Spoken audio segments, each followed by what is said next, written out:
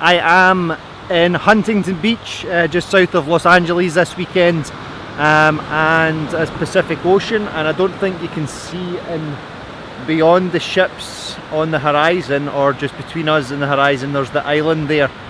So that's Catalina Island, so that's where I am.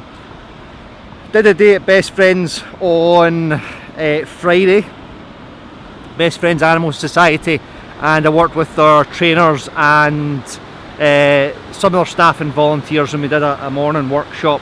Now I've got a clip, from just a couple of minute clip at the end of this, working with a dog who is kind of sensitive to being petted.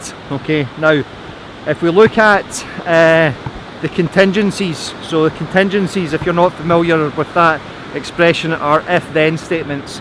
So if A happens, if there are certain circumstances occur, then the dog will behave in a certain way. If the dog behaves in a certain way, then there will be a certain outcome for the dog. Okay, so those are your contingencies. If this happens, then that happens.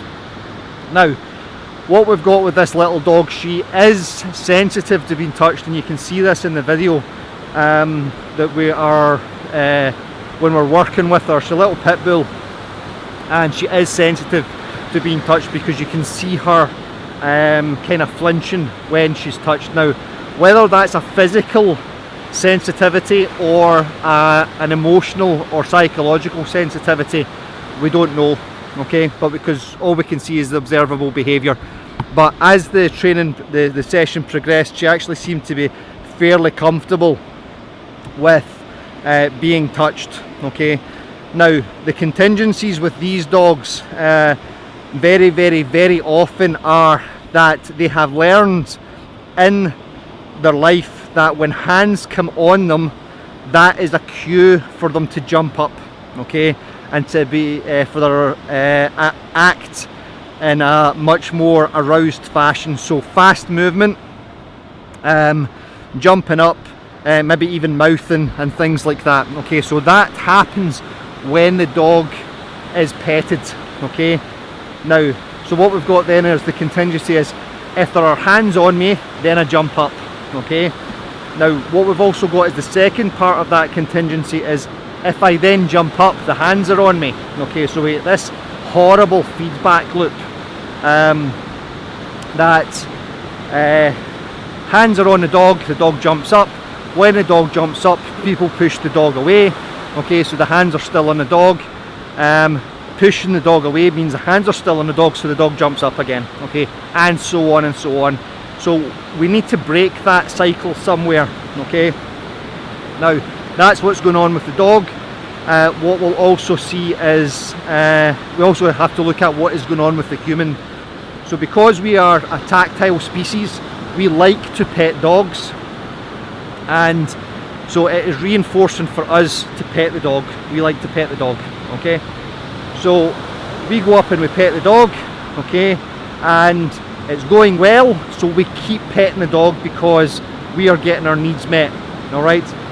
But very often what will happen is with dogs like that, the more that we pet them, we now start putting the contingencies in place which allow the dog to jump.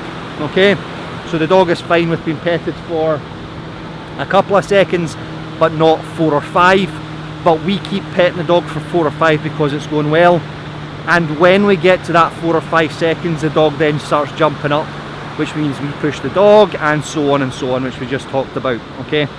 So what we did with this little dog, you'll see in the video coming up, is that I petted her just a little bit, 2 or 3 seconds, and then I took my hands off her. Okay, so I am trying to keep a new contingency in place that if you've got 4 feet on the ground, so if I come towards you, that's the cue, and stand in front of you, and you have the behaviour of having 4 feet on the ground, then I will pet you. Okay, and I will pet you just enough that you are being reinforced for having 4 feet on the ground without tripping over into a new set of contingencies that the dog starts jumping up again. Okay, so it's quite subtle with this stuff. Okay, and we also have to be aware of our own stuff as well, okay, about our feedback loop and what we are getting from it, okay. So now the other thing that we did with this dog as well, as you can see Janelle working with the dog in the video, is as soon as I took my hands off the dog, food happened, okay. So we then start reinforcing the dog so the conditions are, I am petting you, then I take my hands off you, that's the conditions, okay, and the behaviour is you keep 4 feet on the ground, and the reinforcer for that, or the consequence for that for the dog, is that you get treats, okay.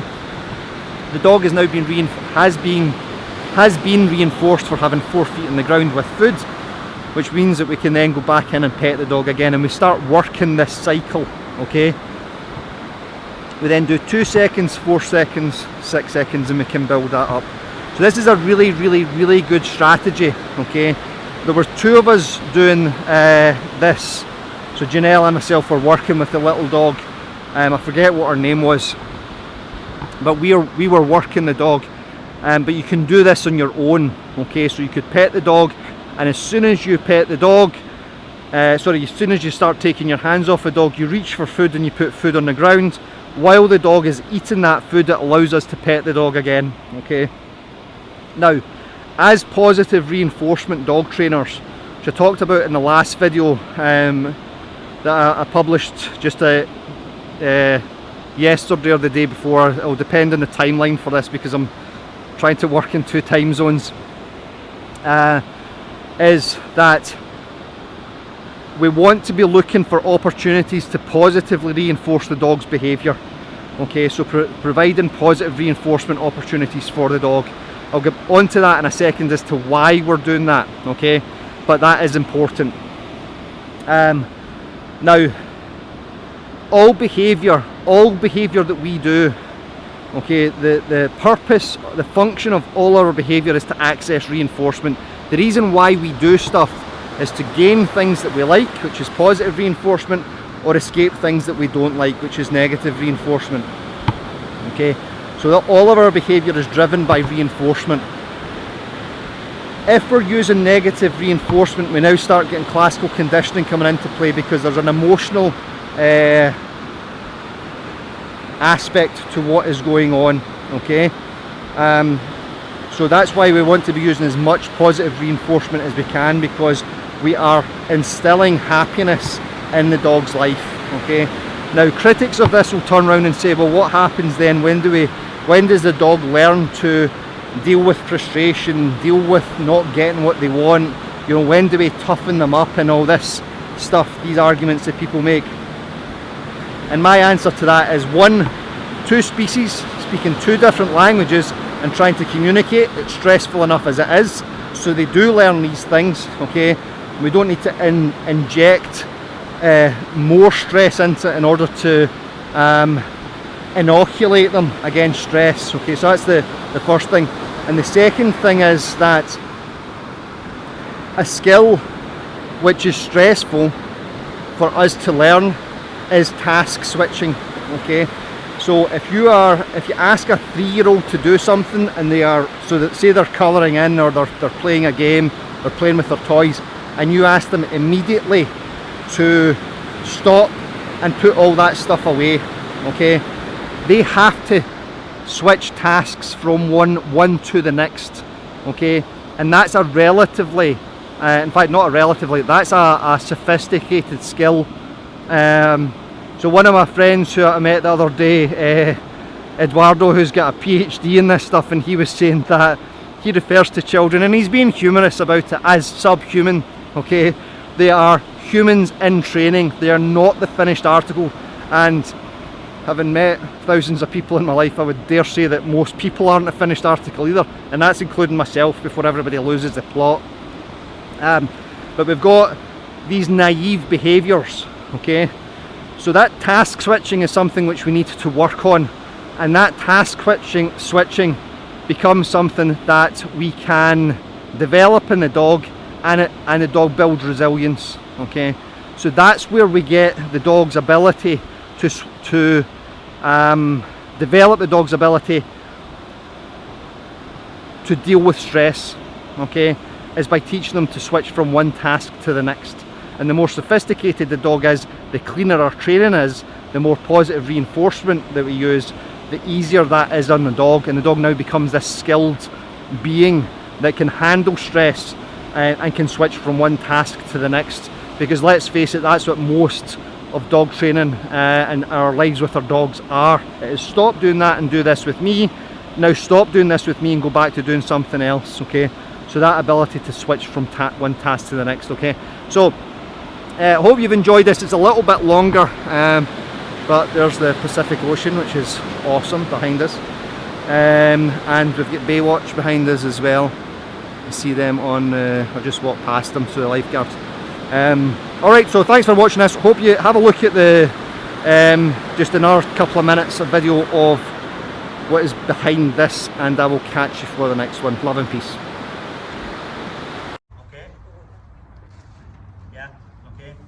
It's hugely reinforcing for humans to do this. Okay? So what happens there is I pet her and give her some pet based on a behaviour that I like, but I don't push it. Okay? So I have to be aware of my reinforcement. Oh, this is lovely, this is great. But the more I do it, the more I'm now likely to put the conditions in place that allows her to do all those goofing off behaviours. Okay? So if I am careful, I pet her, that was nice, she's enjoying it, I'm enjoying it, and then we move off, and now I can build that up. So instead of being 2 seconds, it's then 4 seconds, and then 6 seconds, rather than just going, I want to pet a dog for 30 seconds. Okay? Because it's not about me.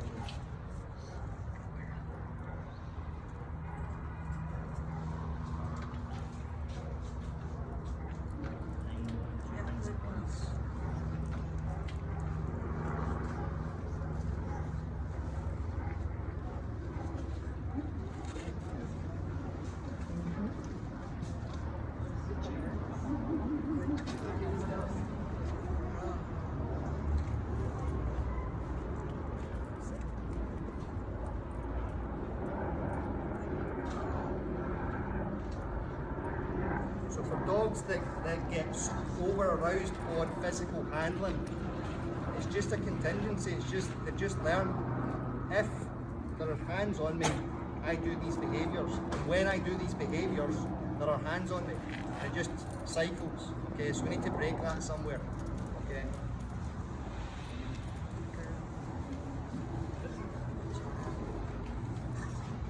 Now what's also happening here, what Janelle's doing is when she pets her, the second she stops petting her, she feeds her. Okay? So she's removing one reinforcer but immediately delivering the second one. And again, it's just to break that cycle. And eventually the dog will start going, okay, there's a time for petting and a time not for petting. Okay? So, like if you give me a hug, you don't need to give me a Mars bar once you're finished. Okay? So I want no hugging. You know, I can handle it, right? Nobody hug me if I don't like hugs. Oh,